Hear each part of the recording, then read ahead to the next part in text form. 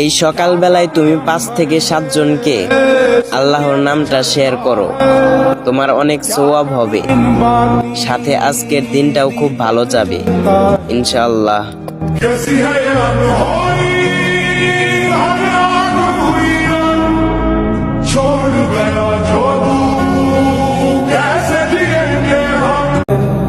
এই সকালবেলায় তুমি 5 থেকে 7 জনকে আল্লাহর নামটা শেয়ার করো, তোমার অনেক সওয়াব হবে, সাথে আজকের দিনটাও খুব ভালো যাবে ইনশাআল্লাহ।